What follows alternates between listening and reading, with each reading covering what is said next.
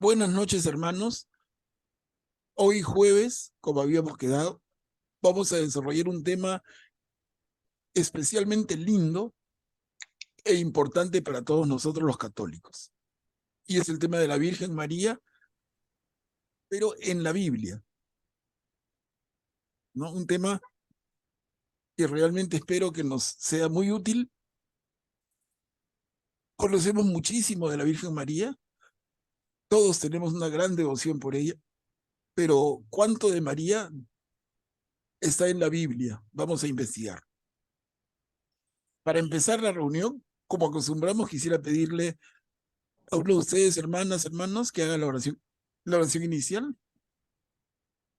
En nombre del Padre, del Hijo y del Espíritu Santo. Amén.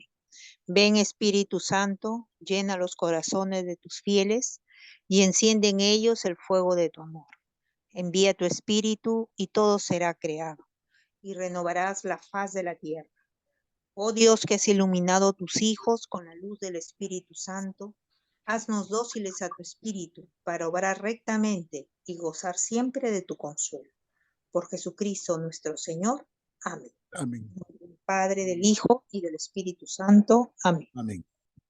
Muchas gracias, Tita. Entonces, damos por iniciada nuestra reunión. Como les digo, el tema de María es un tema tan especial, tan importante, tan trascendente para nosotros los católicos. Pero quisiera que nos tomemos un tiempito para ver qué dice de María la Biblia. Creo que el tema amerita, como en todos los casos anteriores y más, mucha participación de todos. No, reitero, están invitados a participar. Simplemente me indican y les doy la palabra.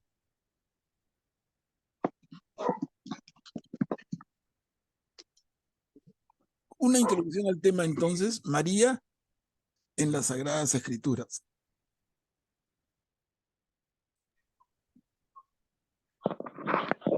Perdón, un ratito, el micrófono abierto. Pero, yo puedo Un ratito, empezar espérate. con... No, pero no hemos dicho nada. No, más bien cierran los micrófonos y después lo van abriendo el que va a participar, por favor. Si no, cambia loco con los micrófonos abiertos. Se escuchan desde ladrido de perros, cualquier cosa, ¿no? Entonces, miren, vamos a presentar como una introducción María en las Sagradas Escrituras. Vamos a ir presentando temas y luego va a haber oportunidad, de acuerdo con cada tema, de que ustedes participen. Y al final va a haber un espacio grande para que ya participemos libremente. Yo no quisiera pedirles que hablemos de lo importante de la Virgen María en este momento. Veamos primero el material que les he preparado para compartirlo, reflexionarlo, y luego ya damos el espacio para todas las reflexiones y para todos los compartires que estoy seguro van a ser muchos.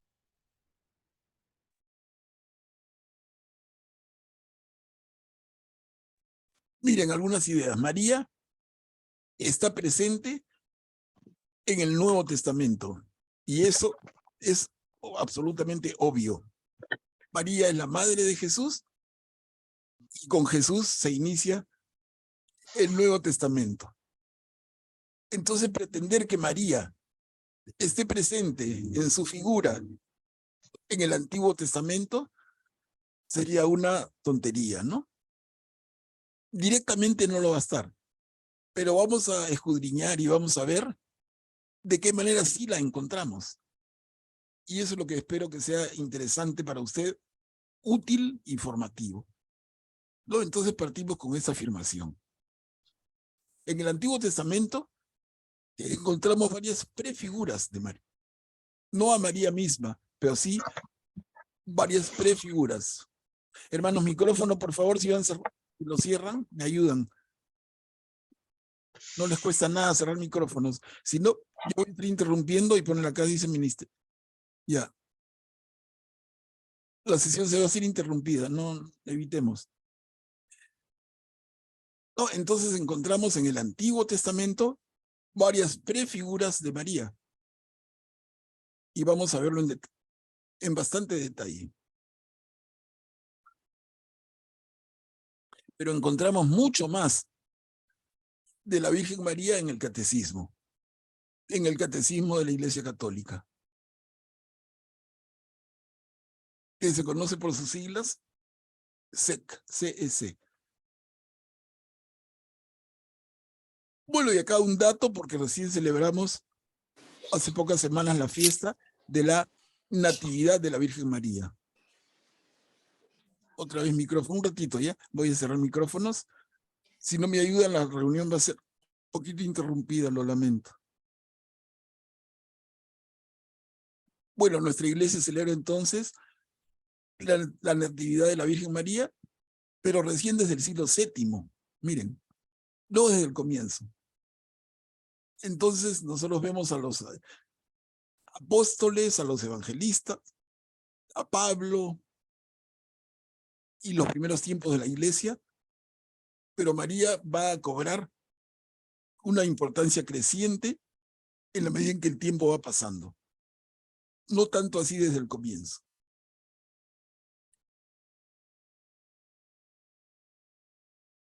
Acá le pediría a alguno de ustedes que me ayude con la lectura. Miren, este es un artículo, el 489 del Catecismo.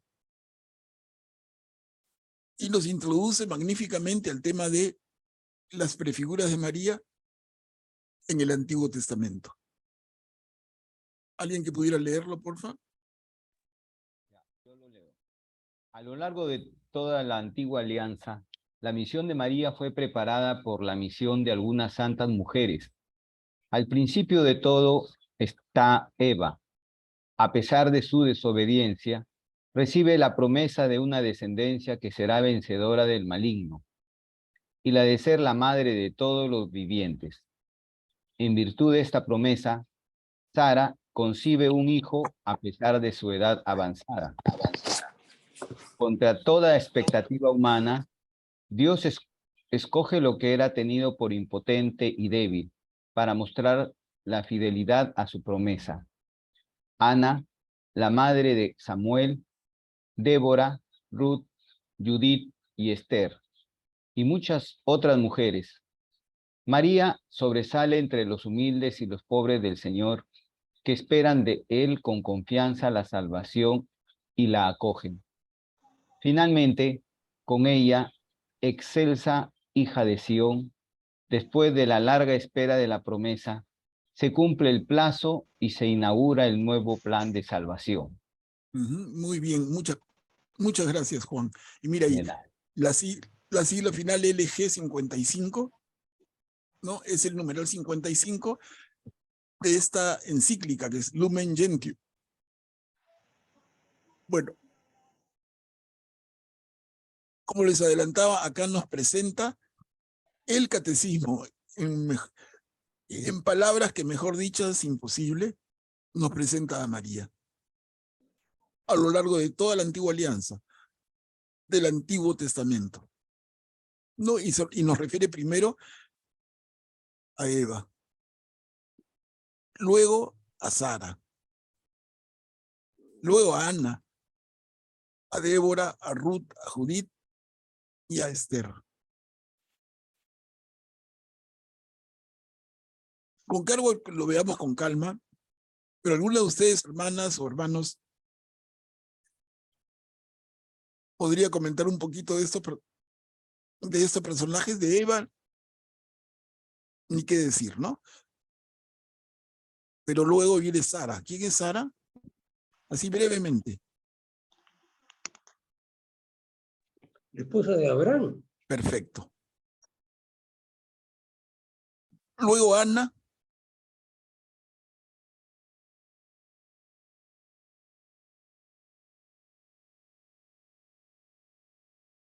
¿Se acuerdan algo de Ana? Vamos a ver de ella luego en esta misma noche. Pero aquí les adelanto nada más, como dice el texto, Ana, la madre de Samuel. es la madre del profeta Samuel. Profeta muy importante, porque él va a ser quien unja al primer rey de Israel, que es Saúl, y luego al segundo rey de Israel, que es David. Tremendo personaje, ¿no? Ana, su madre. Luego, Débora. ¿Recuerdan de Débora? Ruth, Judith, Esther. Miren, el caso de Débora, Judith y Esther son heroínas del pueblo de Israel. Y el caso de Ruth es especial y particular. Ella no es israelita. No vale decir en estas alturas judía, ¿no? Los judíos van a aparecer después en la historia. Sería un error de historicidad, ¿no? Pero no es israelita. Ruth es una mujer pagana que se casa con un israelita, enviuda, y tiene una historia muy linda que ustedes conocen. Entonces miren cómo menciona el propio texto que hemos tomado del catecismo a varias mujeres. Como dice, la misión de María fue preparada por la misión de algunas santas mujeres, ¿no? Entonces, repito, habla de Eva, de Sara, de Ana, de Débora, de Ruth, de Judith, de Esther. Y hay más, pero vamos a ver. ¿Ok? Y empecemos a revisar. La idea es entonces escudriñar la Biblia en orden, desde el Antiguo Testamento al Nuevo, y vamos buscando dónde está María.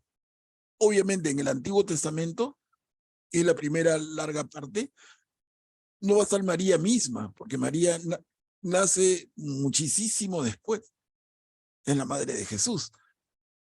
Entonces lo que vamos a encontrar de María en el Antiguo Testamento, repito, son prefiguras. A ver, si alguien me ayuda con esto. Génesis capítulo 3, versículos del 9 al 15 y el 20.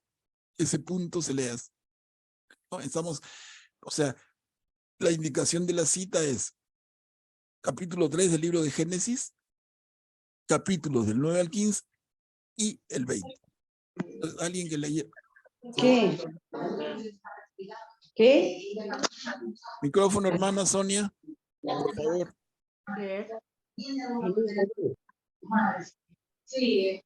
Sonia, por favor, tu micrófono.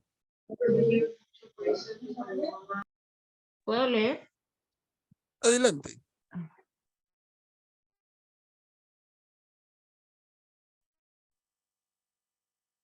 Adelante. ¿Va a leer Carmela? Sí, perdón, ya ahora sí. Buenas noches. El Señor Dios llamó al hombre y le dijo, ¿dónde estás? Oí tus pasos por el jardín, respondió él, y tuve miedo porque estaba desnudo. Por eso me escondí. Él replicó, ¿y quién te dijo que estabas desnudo? ¿Acaso has comido del árbol que yo te prohibí? El hombre respondió, la mujer que pusiste a mi lado me dio el fruto y yo comí de él. El Señor Dios dijo a la mujer, ¿cómo hiciste semejante cosa? La mujer respondió, la serpiente me sedujo y comí. Y el Señor Dios dijo a la serpiente, por haber hecho esto, maldita seas entre todos los animales domésticos y entre todos los animales del campo. Te arrastrarás sobre tu vientre y comerás polvo todos los días de tu vida. Pondré enemistad entre ti y la mujer, entre tu linaje y el suyo.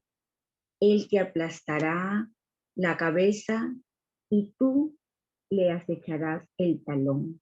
El hombre dio a su mujer el nombre de Eva, por ser ella la madre de todos los vivientes. Muchas gracias, Carmela. Este pasaje es más largo, lo conocemos bien, está en el libro del Génesis, capítulo 3, es el pecado, ¿no? La caída, es el pecado y la caída, y un poco las consecuencias del pecado y de la caída. He saltado yo, como pueden darse cuenta, pero está el centro del mensaje, ¿no? Adán y Eva pecan. Pero ¿cómo es que pecan? Según dice Adán, a la pregunta que le hace el Señor, Adán responde: la mujer que pusiste a mi lado me dio el fruto y yo comí de él. Miren cómo es esto de delicado. Hasta este momento, en la creación perfecta de Dios Padre, la mujer y el hombre vivían en una relación de armonía total. Nunca había ni un sí ni un no. Era una pareja perfecta. Imagínense, vivir en armonía. No existe la discusión, la desavenencia. Y esta es la primera. Y a partir de esto hasta el día de hoy, ¿no? Pecan. Y el Señor pregunta por qué. Perdón, micrófonos, hermanos, ayúdenme. Voy a ver si cierro. Ya. Adán y Eva pecan. El Señor pregunta por qué han pecado. Y el hombre se sacude, como librándose o pretendiendo librarse de la responsabilidad. La mujer que pusiste a mi lado me dio el fruto y comí de él. Entonces le pregunta a la mujer: ¿cómo hiciste semejante cosa? Y la mujer respondió: la serpiente me sedujo, comí. Entonces el Señor se dirige a la serpiente. Y viene un tema que resalto de manera especial en esta reunión que vamos a hablar de María. Cuando dice, en la segunda mitad del segundo párrafo, ubíquense, como castigo a la serpiente por haber tentado a Eva, dice: pondré enemistad entre ti y la mujer, entre tu linaje y el suyo. Él te aplastará la cabeza y tú le desecharás el talón. En algunas traducciones va a decir: tú le desecharás el calcañar, ¿no? Pero es lo mismo, es una palabra rara, el calcañar. ¿Por qué resalto eso? ¿Quién me ayuda? ¿Por qué la iglesia va a subrayar esto con 3 líneas y 5 colores? ¿Quién ayuda para entenderlo bien? ¿Qué es esto? Tú comerás polvo todos los días de tu vida, a la serpiente, ¿no? Pondré enemistad entre ti y la mujer, entre tu linaje y el suyo.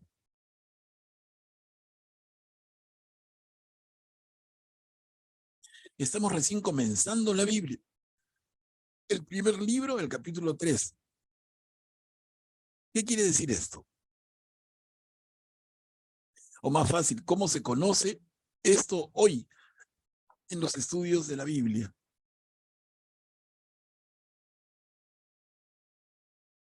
Sí, Augusto, adelante. Como el protoevangelio prefigura el descendiente de la mujer, Cristo, enfrentándose a la serpiente, que es Satanás, ¿no? Claro, la mujer María. La mujer María, Y exactamente. el linaje de la mujer, Jesús. Sí. Y Jesús aplastándole la cabeza a lo que representa la serpiente. Muy bien, Augusto, muchas gracias. Lo único malo, como te dije ya una vez, ¿no? O sea, se nota que tú conoces bastante, entonces tú intervienes con la respuesta y ya nadie más interviene. Eso es lo malo, ¿no? Pero yo les dejo, por favor, no se apabullen, ¿no? Como diríamos en términos deportivos, no se chupen. no vale. Y el que se chupa pierde, ¿no? Entonces Augusto conoce bastante y de frente da la respuesta. Bien, agradecemos, pero ya no hay espacio para que nadie se equivoque o nadie intente, se dan cuenta, eso es lo malo. Pero está muy bien, la respuesta es perfecta. Eso se conoce como el protoevangelio. ¿Por qué protoevangelio? Proto es como un primero, como una prefigura, exactamente. Evangelio, la buena noticia. Entonces, este texto es un anticipo de la buena noticia, que es Jesús, Dios hecho hombre, que vine al mundo para aplastar la cabeza de la serpiente. Y este Dios que se hace hombre viene del linaje de la mujer. Y obviamente, ¿a quién se refiere? Ya no a Eva, sino a María. Entonces, es la primera gran aparición de una prefigura de María. ¿Queda claro, hermanos? Por favor, algún comentario, duda. Repito, no vale quedarse callado porque se trata de que aprendamos. Manuel Pablo, Adelante. esto es no hace más que confirmar lo que se dice en el credo, ¿no? Si está en el comienzo del Génesis, en el capítulo 3, y ya está anunciando la buena noticia, en el credo se dice, creo en Jesucristo, su único Hijo, nacido antes de todos los siglos, ¿no? Eso quiere decir que el Hijo ya existía en el amor del Padre, pero todavía no se había personificado. Y el Padre ya lo tenía pensado o planeado, que se encarnara para que fuera uno de nosotros y nos pudiera comprender. Y nosotros pudiéramos al mismo tiempo poder entender la naturaleza del amor de Dios por el hombre. Y este corto texto que es escogido nos hace ver también las reacciones del hombre y de la mujer, ¿no? El hombre sacando cuerpo, como dijiste, yo no fui, fue Eva, ¿no? O sea, me lavo las manos, ¿no? Y cuando le dice a la mujer dice, sí, sí, pues, no dice, sí, pues fui débil, sino dice, la serpiente me sedujo y comí. Aquí en este texto de la serpiente me sedujo está el gran problema del ser humano, que es la tentación. Por eso es que en el Padre Nuestro dice, líbrame de la tentación.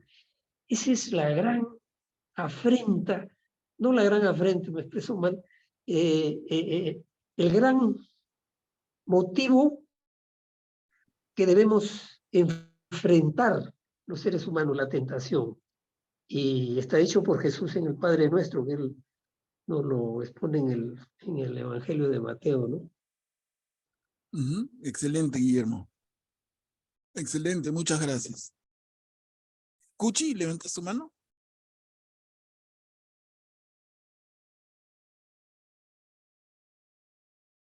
Cuchi.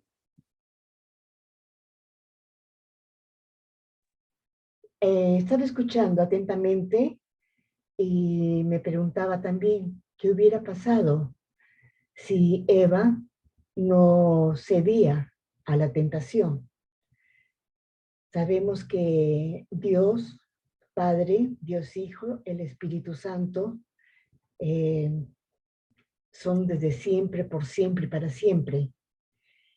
Al crear al hombre, le dio una facultad maravillosa, el libre albedrío. Si falló, si cayó Eva en esa falta, en esa caída, es donde viene ya el protoevangelio o el anuncio de una buena nueva.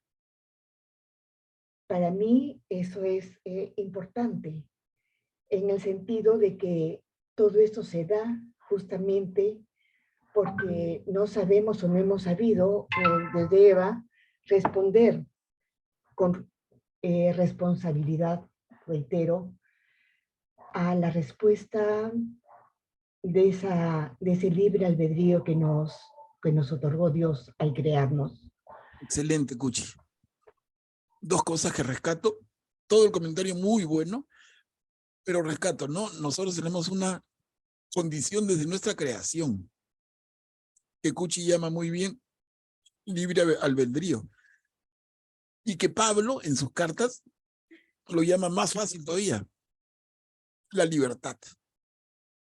Somos libres, y en el ejercicio de esa libertad tomamos nuestras decisiones. Excelente punto. Y luego hay un temita que está ahí entre líneas y que es súper actual. Esta actitud que resaltó Guillermo, que dice cuando el hombre señala a la mujer y la mujer señala a la serpiente, pero es claramente esa tendencia de esa época. Hermanos, y hasta el día de hoy, porque díganme quién no es así, nos falta el dedo para señalar al responsable. Yo no soy responsable. Si las cosas salieron mal, ¿quién tiene la culpa? Miren, hasta en el ambiente del hogar, en la oficina.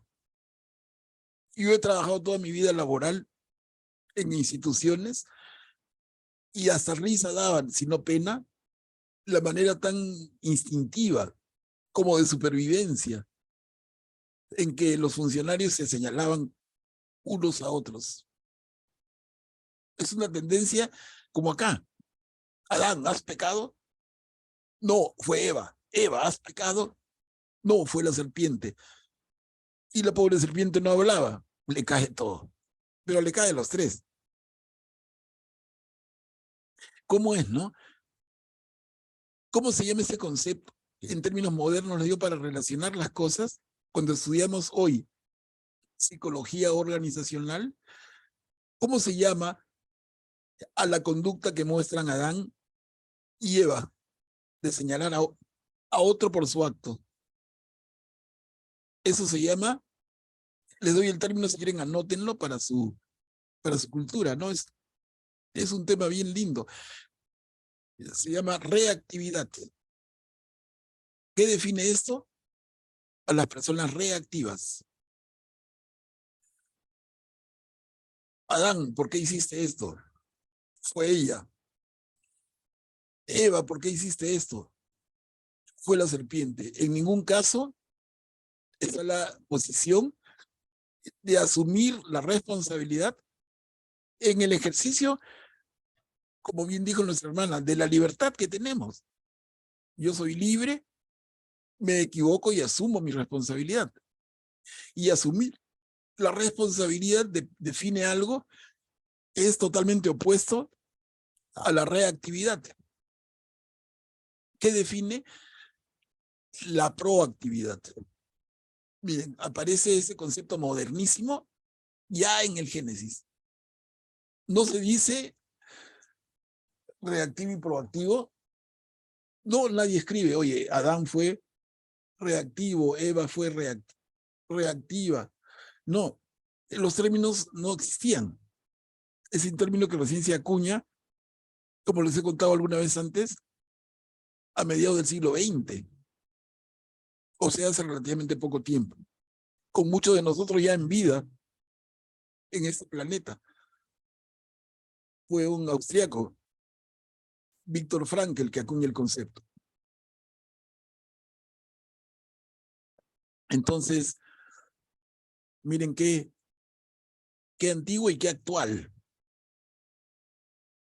Esta actitud profunda del ser humano, mujer y hombre, de ser reactivos. Totalmente distante y contrario a ser proactivos. Pero sin embargo, nos llenamos la boca y llenamos nuestro currículum diciendo que somos personas proactivas. Y yo les digo, wiflas, hermano. Podemos hablar de esto otra vez, incluso una sesión entera, ¿no? Les digo si es que les interesa, pero no quería dejar pasar la oportunidad porque es tan interesante. Bueno, Katia, ¿habías pedido la palabra?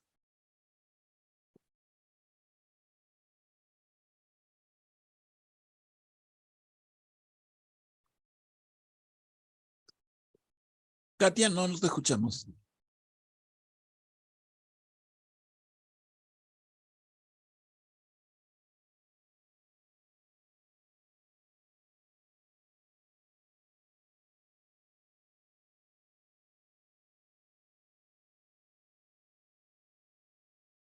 Katia,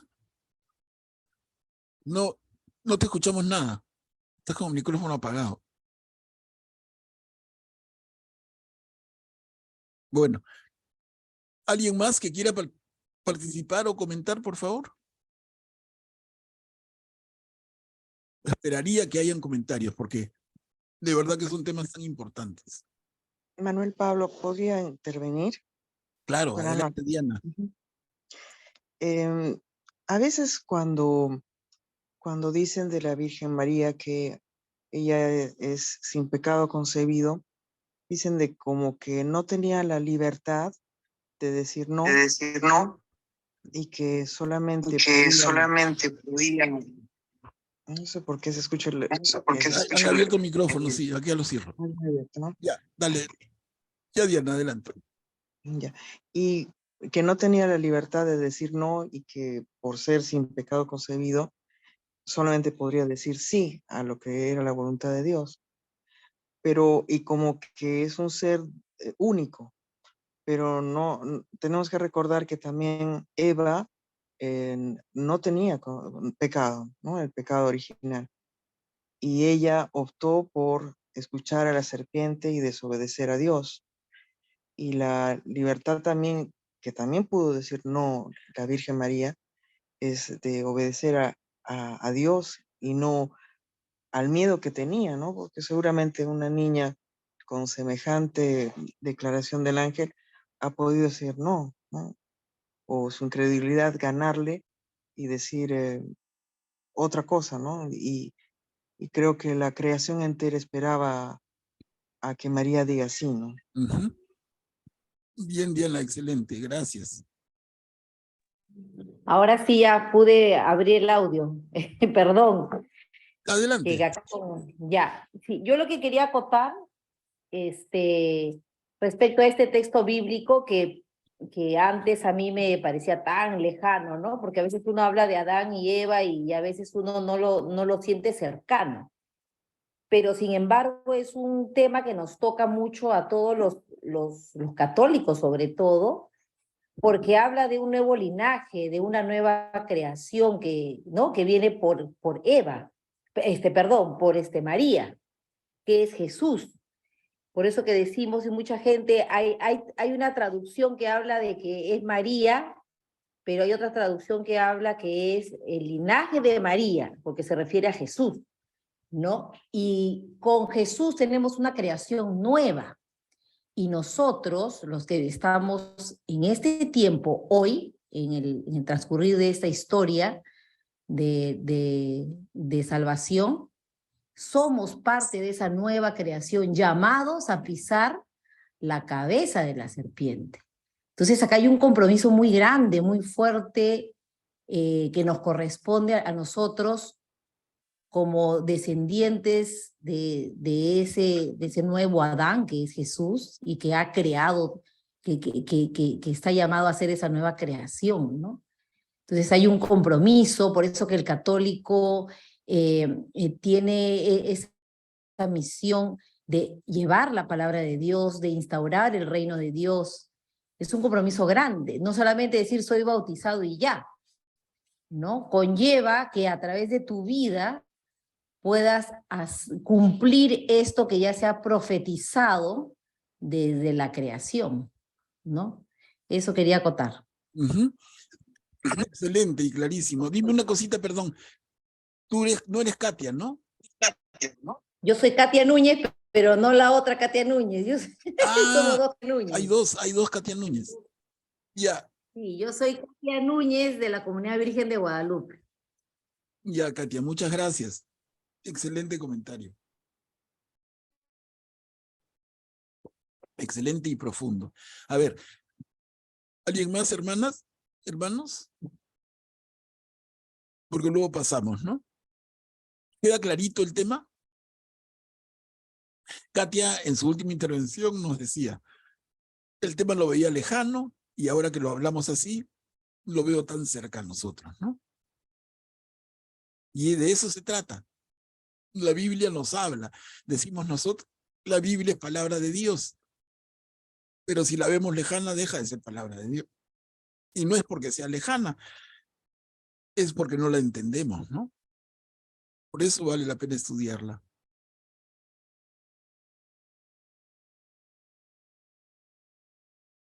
¿Ok? Bueno, avanzamos. Vamos a Génesis, capítulo 12, versículos del 1 al 7. Miren, es un salto de 9 capítulos. Estamos buscando con una lupa dentro de la gran Biblia, en el Antiguo Testamento, 3 figuras de María. ¿Quién nos ayuda con ese texto?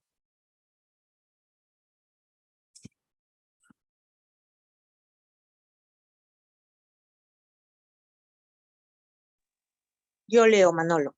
Gracias, Tita. El Señor dijo a Abraham, deja tu tierra natal y la casa de tu padre y ve al país que yo te mostraré.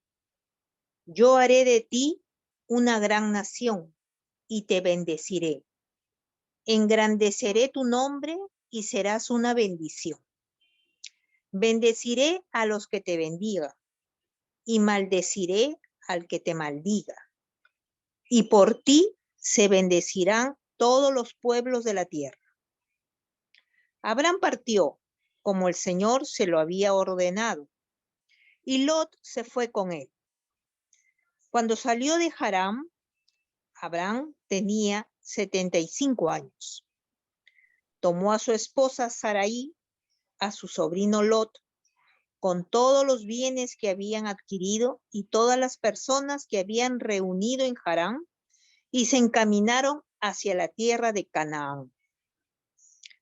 Al llegar a Canaán, Abraham recorrió el país hasta el lugar santo de Siquén, hasta la encina de Moré. En ese tiempo, los cananeos ocupaban el país. Entonces el Señor se apareció a Abraham y le dijo, yo daré esta tierra a tu descendencia. Allí Abraham erigió un altar al Señor que se le había aparecido. Listo, Tita, gracias, muy bien leído. Entonces, a ver, vamos preparando el comentario. Notemos algunas cositas. Primero, en la primera línea, el Señor dijo a Abraham, y les pregunto, ¿qué me equivoqué al escribir el nombre? Que nosotros sabemos que es con H intermedia, no Abraham. Termina en N, sí, en M es en inglés o en otra lengua, pero en castellano se dice Abraham, con H. ¿Qué pasa? Acá me equivoqué, y luego en el segundo párrafo dice salió con Sarai. Y nosotros sabemos que la esposa de Abraham es Sara. Y acá hablamos de Sarai o Sarai. Entonces, una pregunta nomás para que no quede duda, ¿no? ¿Qué pasó? ¿Me chispoteé o eso tiene alguna razón?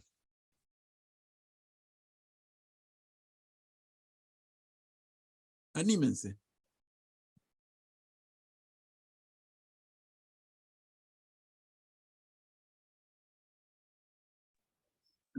No, Juan Manuel Pablo, yo sé que Dios, Yahvé, cuando le ofreció a Abraham que Sara iba a tener un hijo, le dijo, ya no será Sarai, sino Sara. Ya, perfecto. Y él no será Abraham, sino Abraham. Así es. Perfecto, Lucy. Entonces, ¿qué quiere decir lo que dice nuestra hermana Lucy? Que el Señor les cambia de nombre. A Abraham y a Sarai los va a llamar Abraham y Sara.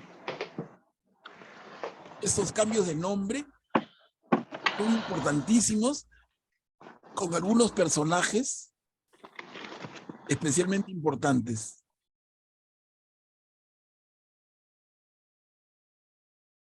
Vamos a ver que luego, porque acá empieza la historia, con Abraham empieza la historia, pero luego vamos a ver de varios personajes en el camino a quienes el Señor también les cambia el nombre. Uno súper notorio, ¿quién se acuerda? Uno súper notorio. Porque el cambio de Abraham a Abraham casi como que no se percibe, ¿no? Podría alguien pensar lo escribió mal. Pero hay un cambio mucho más claro y cerca de Abraham. ¿Se acuerdan? Un nieto de Abraham. A Lot. No. No, Israel. Lot es No, Lot. le cambia por nombre a Israel, ¿no? Lot es Lot. Sí, no, Abraham tiene un hijo con su mujer legítima, ajá. es Isaac, y tiene un hijo con la esclava que es Ismael. Ahora, de Isaac tenemos 2 hijos. El segundo de ellos es Jacob. Entonces, Jacob viene a ser nieto de Abraham. Abraham, ajá. Y nosotros vamos a conocer al nieto de Abraham, al hijo de Isaac, Israel. lo vamos a conocer como Jacob. No, déjame explicar, Lucy. ¿No? Lo vamos a conocer como Jacob. Y en un momento, y a partir de un acontecimiento, el Señor le cambia el nombre a Jacob y le dice, tú serás Israel. Eso se produce luego de un encuentro, una noche, en que al lado del río, Jacob lucha con Dios. Ninguno de los dos vence al otro. Es una lucha de horas que termina cuando amanece el día. Y el Señor, o el ángel del Señor, se retira y le dice, tú te llamarás Israel, que significa el que lucha con Dios. Entonces acá tenemos un segundo caso, así fuertísimo, del Señor cambiando de nombre. Pero no son únicos, ¿ah? Cuando leemos con atención el Antiguo Testamento, vamos a ver varios casos. Y en el Nuevo Testamento, entre los apóstoles tenemos varios. Saulo Pablo, Cefas Pedro, y etcétera, ¿no? Bueno, ese es un detalle. Luego decía nuestra hermana Lot. Y acá nos presentan a Lot como sobrino de Abraham. Los 3 salen. Los 3 salen de Harán, que se escribe con J o con H. Si ustedes miran el mapa del antiguo Israel, van a ver a Harán sobre la tierra de Israel. Y acá hay un temita. Y es que el origen de Abraham, de su esposa y de su sobrino, no es Harán. Es muy lejos de eso. Es la tierra de Ur.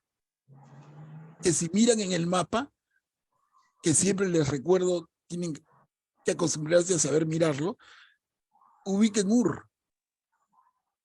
Ubiquen Ur en el nacimiento del río Tigris y el río Éufrates, casi muy cerca al Golfo Pérsico, ¿no? Entonces, Ur es el origen de Abraham. Abraham, con su mujer y su sobrino, se desplazan a Harán. Y de Harán entran a la tierra de Canaán. Entonces, ese es un tema que valdría la pena también en otro momento desarrollar más. Y les digo, Abraham sale por propia iniciativa de Ur a Harán, haciendo un recorrido larguísimo. La respuesta es no.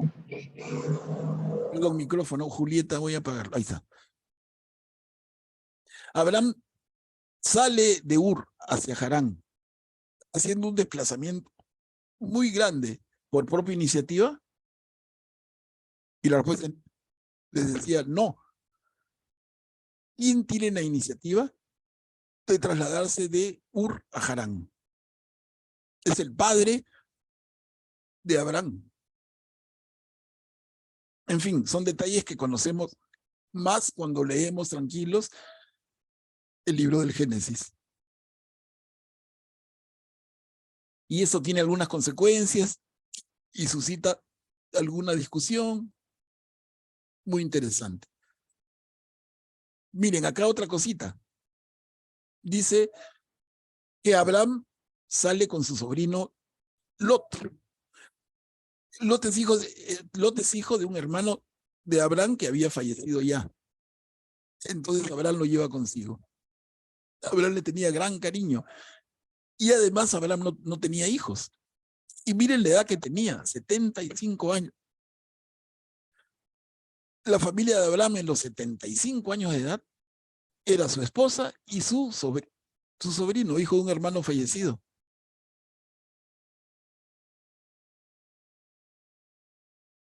Otro detalle entonces es, bajan ya de norte a sur, de Harán, hacia la tierra de Canaán. Y hermanos, justamente, la tierra de Canaán es la que va a ser después la tierra de Israel. O sea, ¿qué pasaba antes de que exista la tierra de Israel? ¿Es que no había nadie ahí? ¿Era un territorio vacío? No. Habían habitantes importantes. Y esa tierra se llamaba la tierra de Canaán. En fin, detalles para cuadrarlos, ¿no? Vi algunos de ustedes que quieren intervenir. Veo a Augusto, la mano levantada. Adelante, Augusto. Sí, disculpa, Manuel, pero quería comentar un poquito sobre el paralelismo todavía de María con Eva, sino que pasaste tan rápido que No, ya no rápido, pude si les he levantar. dado la palabra, pero bueno, vamos a regresar y nos desordenamos. Adelante, Augusto. Sí, solo para comentar de que tenemos que a Eva solo se le conoce como Eva después de la caída, porque antes de la caída siempre se le llama mujer, y se le llama mujer 11 veces. Entonces, en el Evangelio según San Juan, tenemos que a María también se le llama mujer, y se le llama al principio del ministerio de Jesús, en su primer milagro en las bodas de Caná, dice mujer, y también le dice cuando está con él en la cruz, cuando le dice, mujer, ahí tienes a tu hijo, hijo, ahí tienes a tu madre. Luego tenemos que Eva le invita a Adán a que cometa su primer pecado, mientras que María le invita a Jesús a que haga su primer signo, ¿no? Y también un paralelismo muy importante ya en el libro de Revelaciones, ¿no? Donde está el portento que aparece en el cielo, donde también Eso vamos a aparece llegar después, María. Augusto. Ah, ya, correcto. Ya. Claro, si no, vamos a ir en orden. O sea, vamos a entrar al Pero Nuevo como tenía Testamento. que ver con eso, yo pensaba que ya lo habíamos pasado. Ya, correcto. No, no, no. Mira, lo que has dicho tú está muy bien. En la diapositiva anterior, la última línea, el hombre dio a su mujer el nombre de Eva. Es lo que dice Augusto. O sea, lo habíamos visto. Lo que pasa es que, como les digo, a ver, quieren comentar si no avanzamos. Bueno, si luego retrocedemos y nos desordenamos. Pero ahí está, ¿no? El nombre de Eva se lo da a Adán. Eso tiene que ver con todo el proceso de la creación. Cuando Dios hace el mundo y finalmente como acto final hace al hombre y a la mujer, o hace al varón y a la mujer, les da un encargo muy especial, que tiene un gran significado. ¿Y cuál es este? Que les dice, tú le pondrás nombre a todos los seres creados. Entonces el perro se llama perro y el caballo caballo. ¿Y quién le pone el nombre? El hombre. Y el hecho de ponerle el nombre le da al hombre, digo, varón y mujer, le da una posición de superioridad en relación con los demás seres creados. El que le pone el nombre al otro tiene un dominio muy especial sobre el otro. Y el Señor inmediatamente, luego de creado el hombre, le dice, mira, todo esto he creado, adminístralo y ponle nombre. En esa misma línea, hermanos, dice acá, el hombre dio a su mujer el nombre de Eva. Ya empiezan los problemas. El hombre, el varón y la mujer son creados iguales, pero el varón le pone nombre a la mujer. Nadie se moleste conmigo, solamente estamos leyendo lo que tenemos en el texto. El que le pone nombre tiene un cierto dominio sobre el otro. ¿No? Ahí lo dejo, pero no deja de ser muy interesante. Bueno, y estábamos aquí en Génesis 12.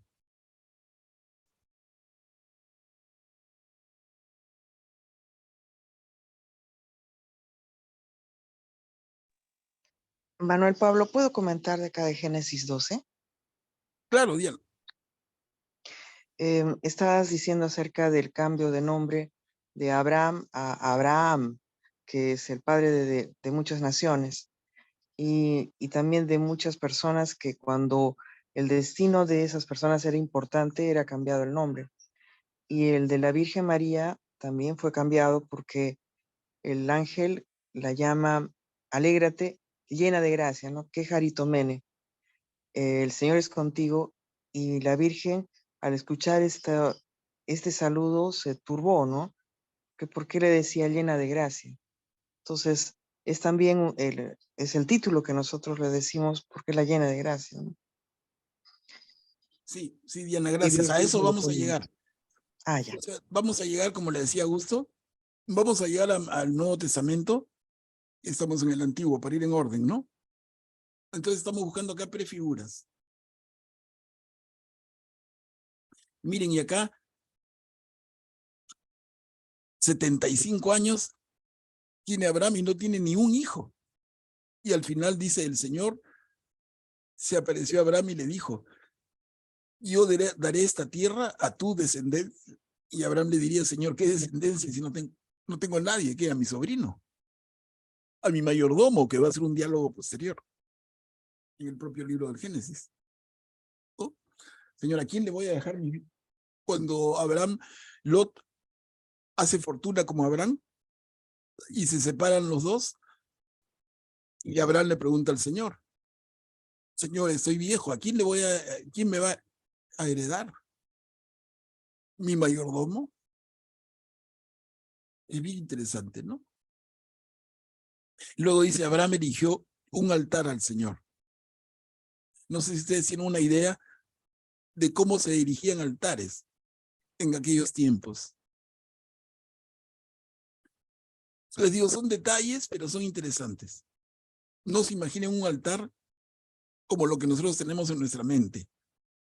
El altar era un montículo de piedras. Y es una costumbre que incluso hoy podemos ver en la propia Sierra del Perú en algunas comunidades, ¿no? Se pone una piedra más grande, otra un poco más pequeña, y así hacen una torrecita. Ese es un altar en aquel tiempo. Bueno, y ahí nomás queda, no es más importante que eso. Sobre eso, ¿algún comentario? A ver, para ir avanzando.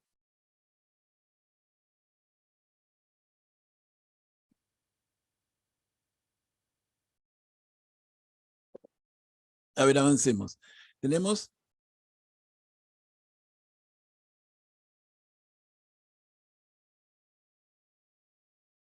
A ver, ¿por qué no me avanza acá?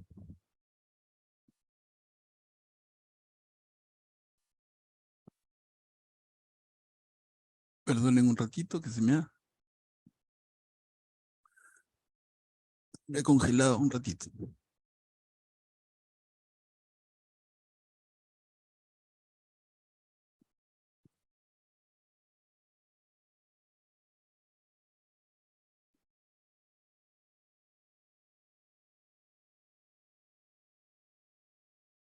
Sí, un ratito el mouse está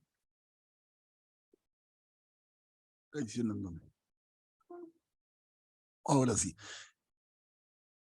Luego pasamos a un texto seleccionado en el libro de Samuel. Como sabemos, Samuel tiene realmente 2 libros, que son uno a continuación del otro, y que se separaron simplemente por longitud. Entonces los conocemos como primer libro de Samuel y segundo libro de Samuel, ¿no? Aquí tenemos esta breve perícopa del primer libro de Samuel, capítulo 1, versículos del 9 al 11. ¿Quién nos puede ayudar?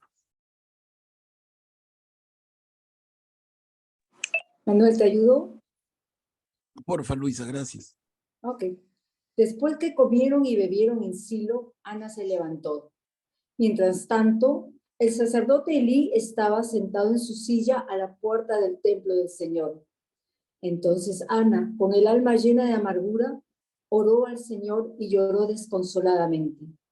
Luego hizo este voto: Señor de los ejércitos, si miras la miseria de tu servidora y te acuerdas de mí, si no te olvidas de tu servidora y le das un hijo varón, yo le entregaré al Señor para toda su vida, y la navaja no pasará por su cabeza. Gracias, Luisa. Miren, acá apareció Ana, que les había mencionado en los primeros minutos de nuestra reunión, ¿no? El propio catecismo habla de Eva, también habla de Ana. Y esta es Ana, la madre de Samuel. ¿Qué pasa? ¿Por qué la escena? Hay que leer un poquito antes y vamos a notar fácilmente que Ana es una mujer anciana y que no tiene hijos. Y eso es un demérito total en la cultura de Israel. La mujer que no tiene hijos es más inútil que un cero a la izquierda. Y eso pasaba. El marido de Ana tenía otra esposa. Y la otra esposa sí le había dado hijos. Ana no. Igual, el marido de Ana la respetaba, nunca la humilló para nada, nunca la marginó, pero Ana se sentía mal. Y es en esta escena el sacerdote Elí, sentado en su silla a la puerta del templo del Señor. No pensemos en el templo de Jerusalén, por favor, porque no existía. El templo del Señor, imaginémonos una carpa, una tienda, ¿no? Entonces Ana, con el alma llena de amargura, ¿por qué? Porque no tiene hijos, oró al Señor y lloró desconsoladamente. Y le dijo este voto: Señor de los ejércitos, si me das un hijo varón, yo te lo entrego para toda la vida. O sea, ¿qué significa eso, hermanos? Si me das la dicha de tener un hijo varón, yo te lo consagro. Lo consagro. Es lo que quiere decir. Yo te lo consagro de por vida. Es lo que equivaldría hoy a una persona, a un hombre que hace los votos y es un sacerdote con votos perpetuos, está consagrado, ¿no? Entonces miren cómo tantos siglos antes, porque Samuel es antes de los reyes, antes de David, y Samuel nace en este escenario. Si no te olvidas de tu servidora y le das un hijo, ese hijo va a ser Samuel. Miren el escenario en el que va a ser concebido Samuel, ese pedido profundo de su madre, anciana y estéril, que se siente absolutamente marginada. socialmente, se siente inútil.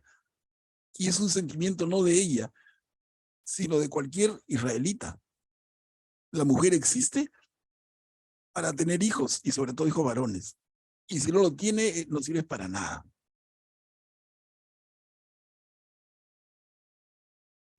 Manuel y Pablo. Y dice, sí, un ratito, mira, y dice, si me das un hijo, yo lo entregaré al Señor para toda su vida. Y dice, y la navaja no pasará sobre su cabeza. Eso también podría ser un detalle que se nos pase, pero ya los que conocemos más, al toque ubicamos. ¿Qué significa que la navaja no pasará por su cabeza? Ese niño, si nace y se convierte en hombre, nunca se cortará el pelo. Les hace acordar a un personaje parecido que cuando se corta el pelo pierde la fuerza, ¿no? No es Sansón. Hermano, Samuel no es Sansón. Lo que pasa es que tanto Samuel como Sansón están en ese voto. Ese voto que en el rito tiene varios símbolos. Y uno de ellos, de los más notorios, es que nunca se cortan el pelo. ¿Cómo se llaman estos hombres desde el antiguo Israel, consagrados a Dios de esta manera? ¿Se acuerda alguien? No. Nazarenos. No. Nazareno es el que nace en Nazaret. Para nada, Nazareno no Pero existe. también eran consagrados, ¿no? No. Había también una... Es como decir limeño. Lima no existía ni en el sueño de Julio Verne, ¿no? O sea, el nazareno, nazireo. Y el término es nazireo. Por eso acá te da un poco la confusión, pero sí. Pero sí, separamos claramente. Es el voto del nazireato. El voto de nazireato. Todo niño que se consagra al Señor hace un voto de nazireato. Que tiene, no bebe licor, nunca se corta el pelo y etcétera. Ahora, hay dos tipos de voto de nazireato. En la consagración permanente, como es este caso, o la consagración temporal. ¿Ok? Como por ejemplo, yo digo, Señor, ayúdame, sana a mi hijo y te prometo X cosa por tanto tiempo, ¿no? Entonces, por un año, por 6 meses, por 2 años, en algunos casos por toda la vida. Toda la vida asistiré a la procesión del Señor de los Milagros. Personas que van con mucha devoción y están pagando una promesa. Pero ese no es un voto de consagración total. Solamente están cumpliendo. Pero miren desde dónde viene esto. Desde cuán antiguo, ¿no? Ese es el voto de nazireato. Entonces, aquí el propio libro de Samuel nos presenta a Ana con tremenda devoción, ora al Señor y le pide, si me concedes la dicha de tener un hijo varón, lo consagro a ti. Será nazireo. Manuel Pablo. Sí, Guillermo. ¿Cómo se llamaba el esposo de Ana? Alalay, espérate. Ahí lo tenemos en la Biblia, lo tengo en la punta de la lengua. Ya, no te preocupes porque quería anotarlo. Ya, en el momento que te acuerdes me dices. Gracias. No, un ratito. Elcaná. El Caná, exacto, sí, acá traje la Biblia. Es el Caná, sí. Es el Caná. Y el Caná tenía otra esposa, que sí tenía, con quien sí tenía hijos, ¿no? Y luego, una vez que nace este hijito de Ana, y Ana cumple con consagrarlo al Señor, y luego Ana puede tener otros hijos. Eso lo cuenta muy lindo los primeros capítulos del primer libro de Samuel. Bueno, y esto se complementa con esta lectura, miren, en el mismo primer libro de Samuel, en el capítulo 2. Esta escena ya es un poquito posterior. La anterior ha sido que Ana es estéril, no puede tener hijos. Pero esto es un texto en un momento posterior. Ya Ana está embarazada. Ya Ana tiene a Samuel. Y por favor, ¿quién puede leer? Prepárese porque es una belleza lo que van a leer. Yo lo leo, Manuel Pablo. Gracias, Guillermo. Entonces Ana oró, diciendo, mi corazón se regocija en el Señor. Tengo la frente erguida gracias a mi Dios. Mi boca se ríe de mis enemigos, porque tu salvación me ha llenado de alegría. No hay santo como el Señor, porque no hay nadie fuera de ti, y no hay roca como nuestro Dios. No hablen con tanta arrogancia, que la insolencia no les brote de la boca, porque el Señor es el Dios que lo sabe todo, y es Él quien valora las acciones. El arco de los valientes se ha quebrado, y los vacilantes se ciñen de vigor. Los satisfechos se contratan por un pedazo de pan, y los hambrientos dejan de fatigarse. La mujer estéril da a luz 7 veces, y la madre de muchos hijos se marchita. El Señor da la muerte y la vida, hunde en el abismo y levanta de él. El Señor da la pobreza y la riqueza, humilla y también enaltece.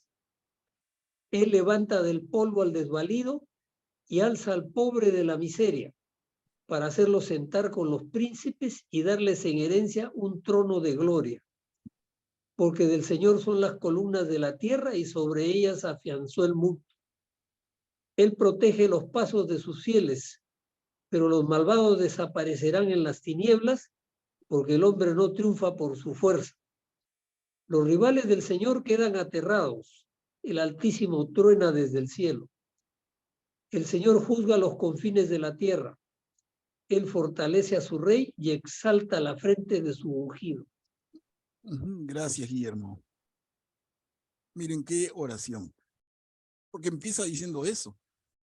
Entonces Ana oró, diciendo, abre comillas, todo lo que ha leído Guillermo, hasta el final. Eso se conoce como la oración de Ana. Creo que merece más de un comentario. Adelante, no les doy la palabra. ¿Cuchi? Sí, muchas gracias.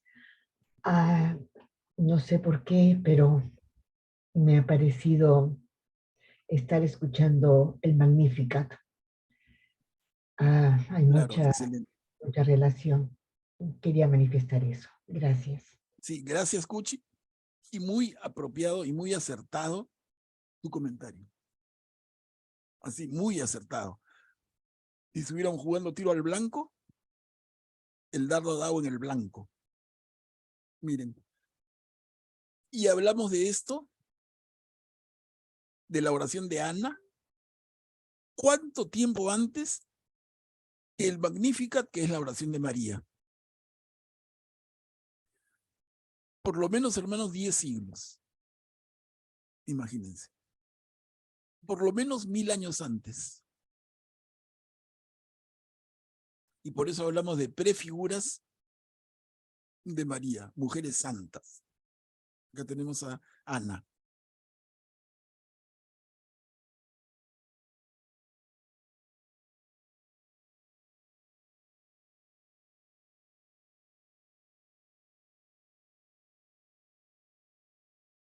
¿Sí? ¿Alguien más?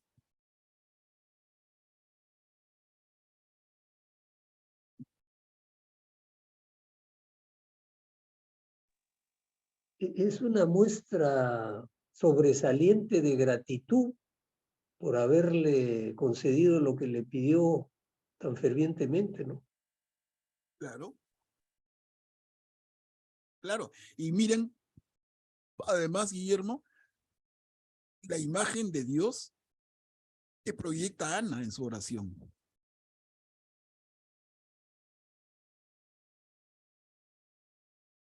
Qué precisa, ¿no?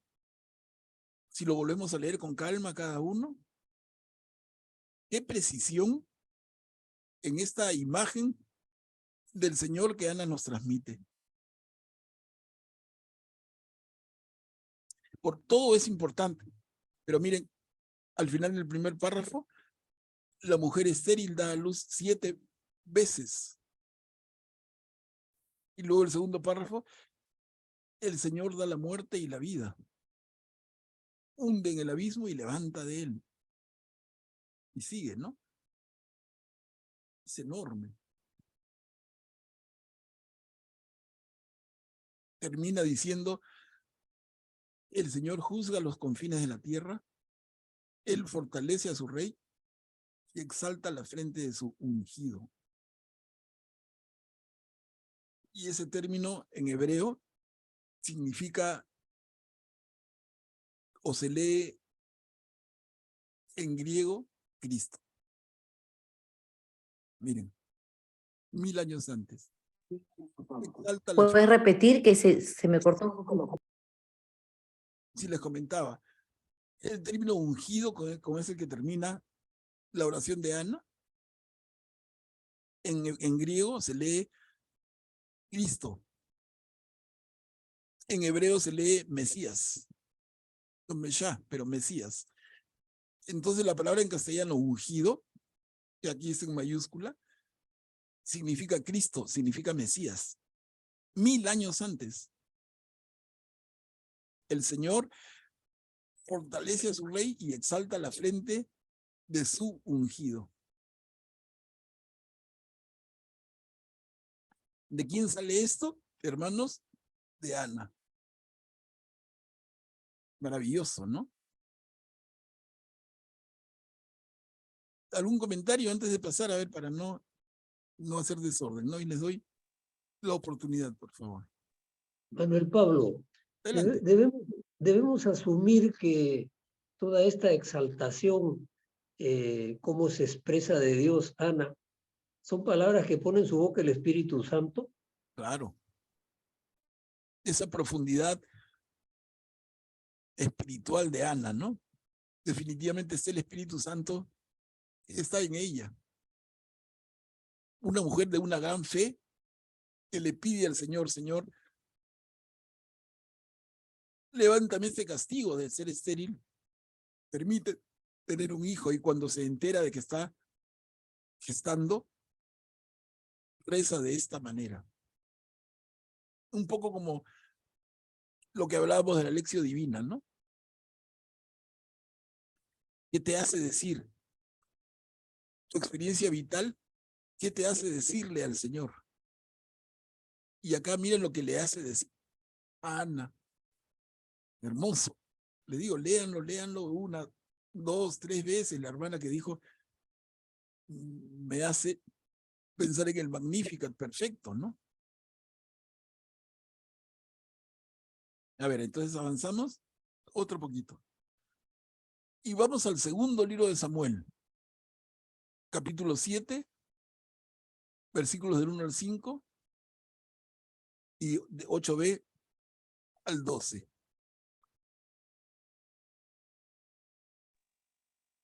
¿Puedo leer? Claro, Ana, gracias. Cuando David se estableció en su casa y el Señor le dio paz, librándolo de todos sus enemigos de alrededor, el rey dijo al profeta Natán: mira, yo habito en una casa de cedro, mientras el arca de Dios está en una tienda de campaña. Natán respondió al rey: ve a hacer todo lo que tienes pensado, porque el Señor está contigo. Pero aquella misma noche, la palabra del Señor llegó a Natán en este servidor David. Así habla el Señor: ¿eres tú el que me va a edificar una casa para que yo la habite? Así habla el Señor. Ya yo te saqué del campo de pastoreo, de detrás del rebaño, para que fueras el jefe de mi pueblo Israel, desde el día en que establecí jueces sobre mi pueblo Israel. Yo te he dado paz, librándote de todos tus enemigos. Y el Señor te ha anunciado que Él mismo te hará una casa. Sí, cuando hayas llegado al término de tus días y vayas a descansar con tus padres, yo elevaré después de ti a uno de tus descendientes, a uno que saldrá de tus entrañas, y afianzaré tu realeza. Gracias, Ana.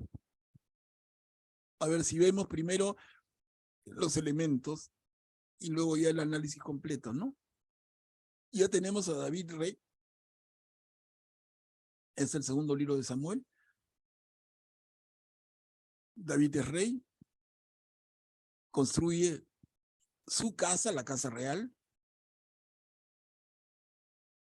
Y él le dice al profeta Natán, mira, yo habito en una casa de cedro, mientras el arca de Dios es en una tienda de campaña, en una carpa.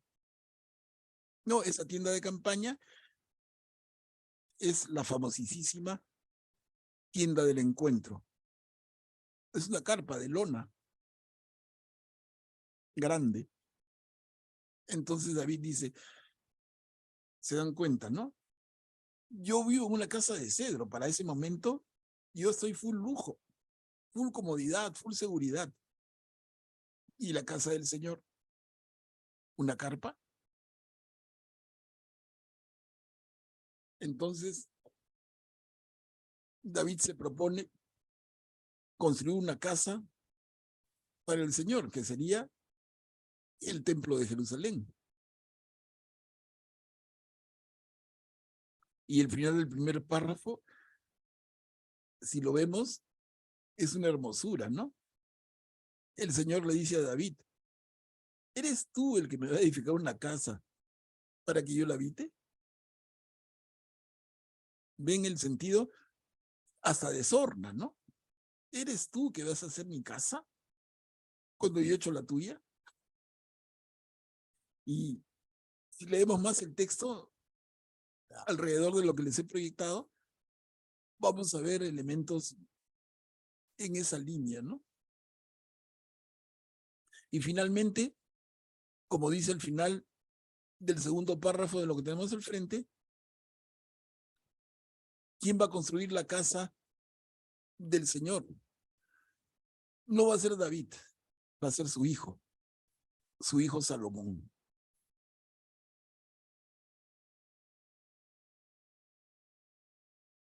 Y lo dice en la penúltima línea, ¿no? Cuando vayas a descansar con tus padres, el que sea rey después que tú, saldrá de tus entrañas, afianzaré su realeza, él me va a construir la casa. Pero muy interesante, les digo, y también daría para mucho comentario el hecho de que el Señor rechaza la idea de que le construyan una casa.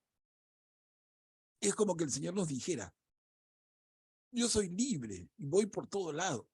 ¿Me quieres encerrar? Miren el concepto. ¿Me quieres encerrar en una casa? A mí, que soy absolutamente libre. Es una reflexión que creo le hemos dado poca atención en el estudio, pero merece mucho más. Bueno, les doy la palabra.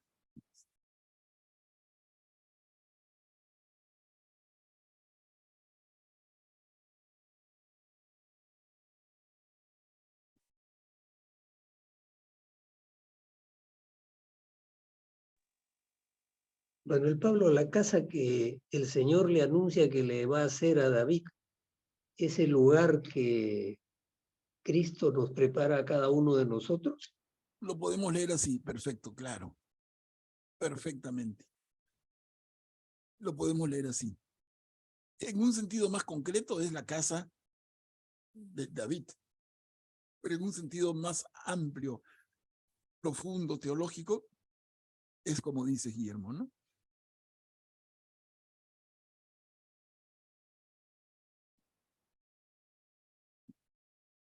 Entonces, a ver, avancemos otro poquito. Acá está el libro de Crónicas. Y vamos al primer libro de Crónicas en esa cita media complicadita, pero es que he escogido esos pedacitos. ¿Alguien que pueda leerlo?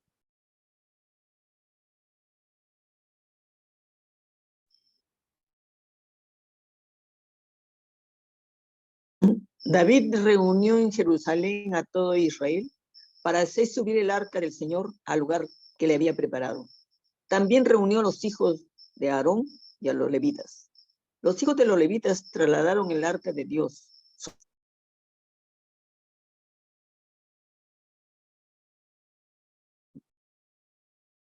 sobre sus hombros con unas andadoras del Señor.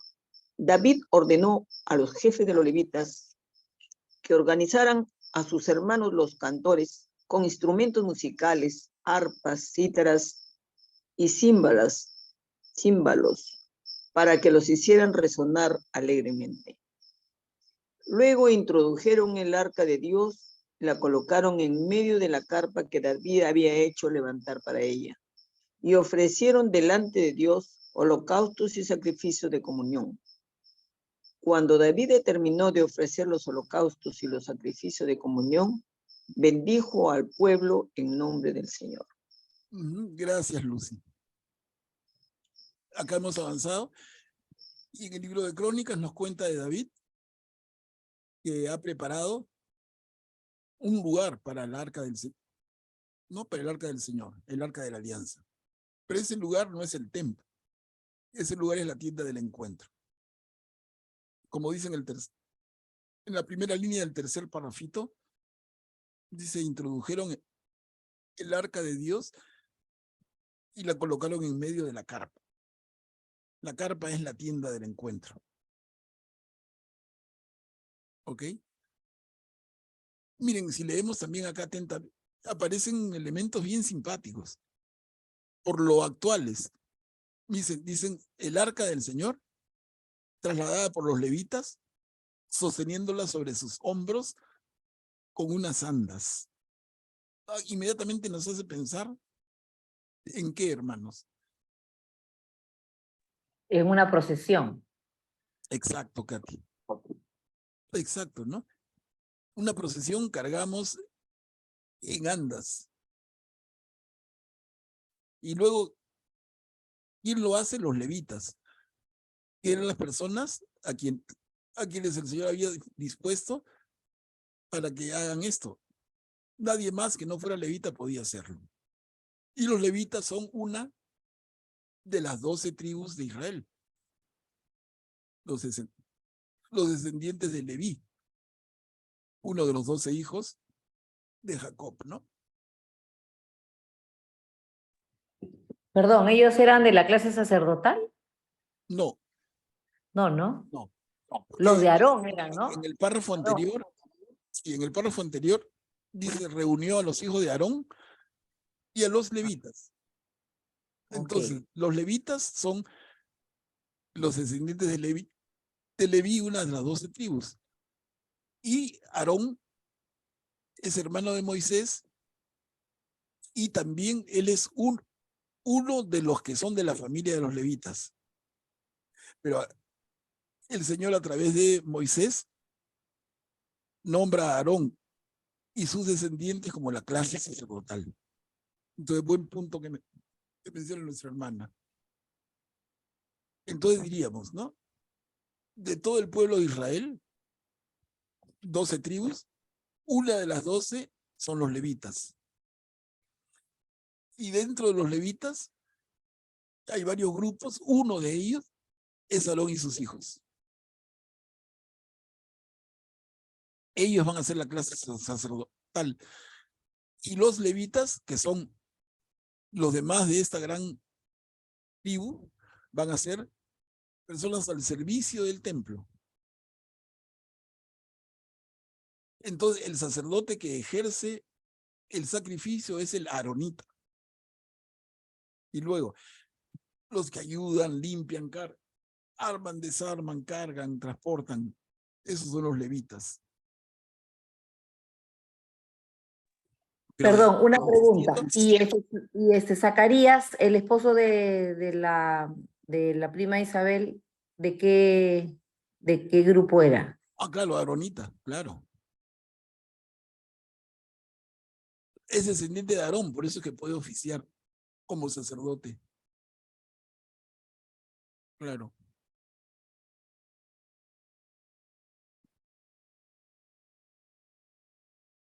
Y miren un poquito en el segundo párrafo. David ordenó a los jefes de los levitas que organizaran a sus hermanos los cantores, con instrumentos musical, arpas, cítaras y címbalos, para que los hicieran resonar alegremente. En esto que nosotros entendemos como una procesión, hay música, hay alegría. No es un tema de velorio, de cargando un ataúd. No, la gente está alegre. Es una fiesta principal. La gente baila. Ese es el sentido de una procesión, como la llamamos nosotros hoy, ¿no?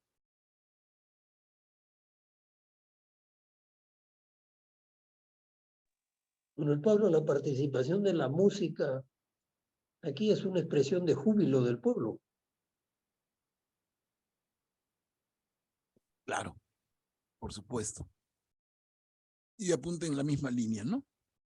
Es una fiesta. Y la fiesta no es tristeza. La fiesta es alegría.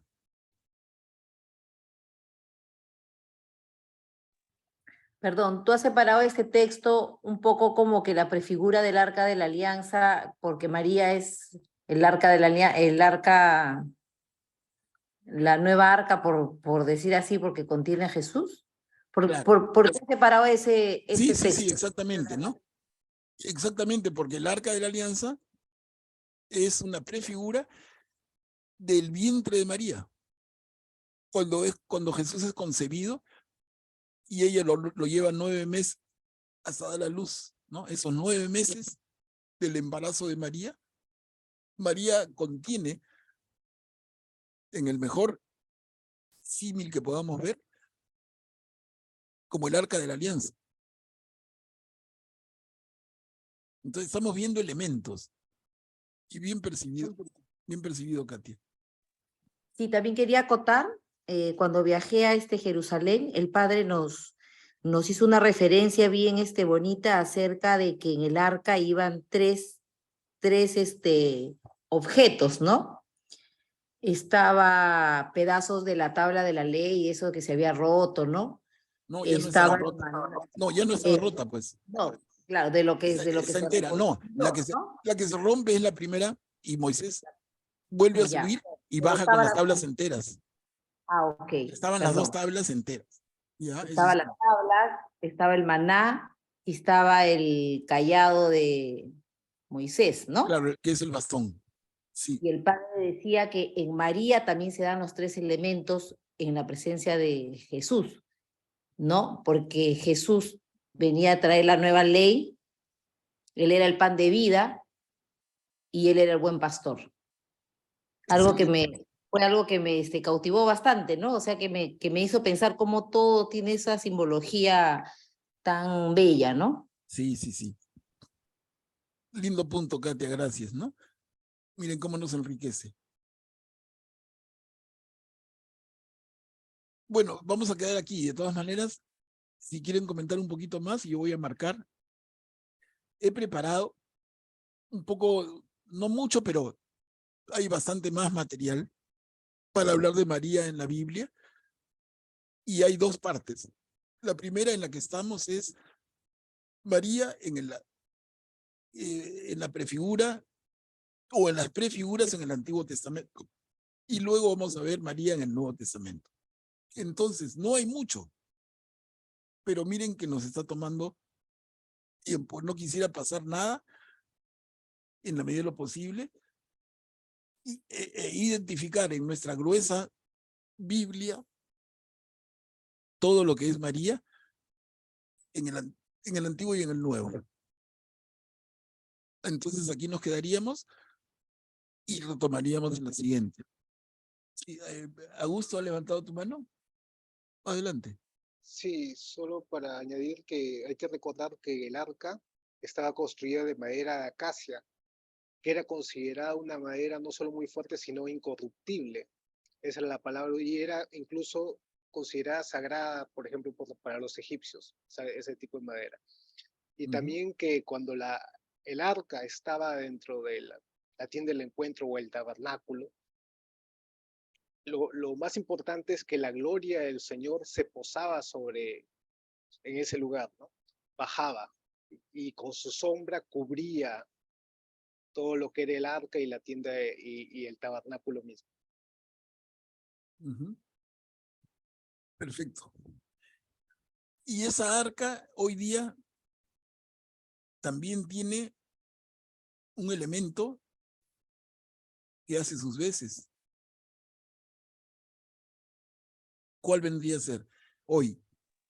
El sagrario. El sagrario. Claro, ¿no? Es la hostia consagrada expuesta. La exhibición del Santísimo. Miren, entonces es un elemento diferente, pero tiene la misma raíz.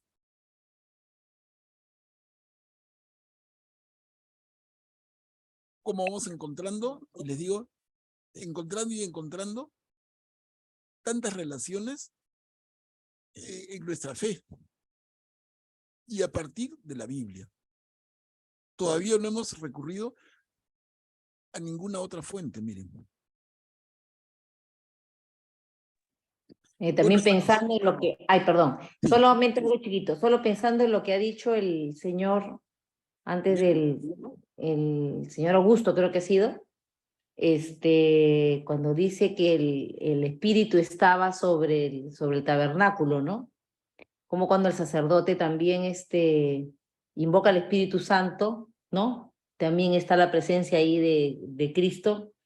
Y cuando el ángel, cuando le dice, el Espíritu vendrá sobre ti, también como viene ahí, y también en ese tabernáculo que es María, entra Jesús, ¿no? Como pareciera que las imágenes son así. Claro, una relación enorme, ¿no? Sí, Katia, muy bien, muchas gracias. No sé si alguien más quisiera hacer un comentario para terminar nuestra reunión de hoy. Quería comentar que sobre lo que estaba hablando Augusto, de cómo fue tan detallada las indicaciones de Dios hacia Moisés para hacer el arca, que tenía que ser con esta madera de acacia, forrada toda de oro, con las medidas exactas, con las argollas, con todo que tenía que ser muy especificado.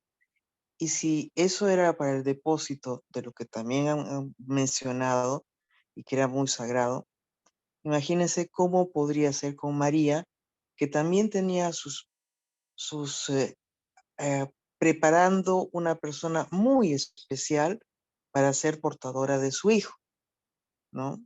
Qué lindo. Bien dicho, Diana, muy, muy lindo, muy profundo, ¿no? Bien, hermanos, entonces, aquí quedamos, voy a parar la grabación.